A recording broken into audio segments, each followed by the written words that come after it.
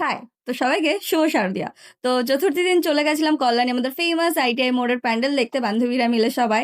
আর টোটোতে উঠে আমি সেই চাপার আবার শুরু করে দিয়েছি। টোটোওয়ালা এগেইন ডিচ আস।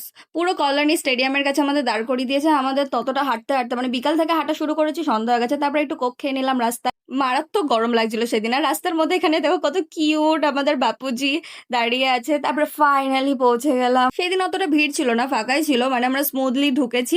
আর কি জানি দাঁড়াতেও দিল না, কোনো ফটো ভিডিওস কিছুই নিতে পারলাম না। বেশ ঢুকলাম, বেরোলাম স্ট্রেট ভাবে হেঁটে।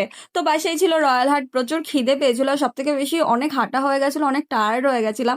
তো এরা তো এখানে এসে পুরো টান হয়ে শুয়ে পড়েছে তিনজনে মিলে। আর এখানে মেনু ডিসাইড করছিলাম। তারপরে যতই টায়ার্ড হোক না কেন, ফটো তোলাটা সব থেকে বেশি ইম্পর্টেন্ট। তো এখানে আমরা খাবার অর্ডার করেছিলাম। এটা ছিল বাটার নান রুটি, এরকম সামথিং কিছু একটা ছিল, আমার অতটা মনে নেই। আর বিরিয়ানি, কজ আমার রাইস পার্সন।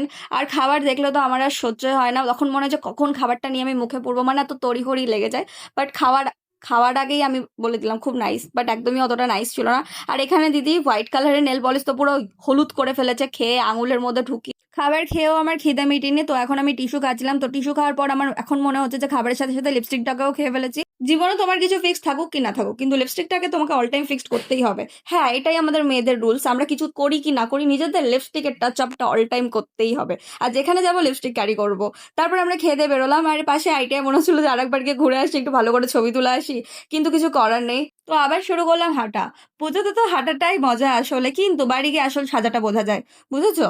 তারপরে এখানে চলে আসলাম আমরা রথতলা ঠাকুরটা দেখতে। কিন্তু এখানে যা ভিড় ছিল, 30 মিনিট লাগতো ঠাকুর দেখতে। তারপরে আমরা ভটভটি ভ্যানে উঠলাম। আসলে ফার্স্ট টাইমে উঠেছি। আর আমার তো ভয়ও লাগছিল, কিন্তু খুব মজা হয়েছে। তো চলো আজকের জন্য একটু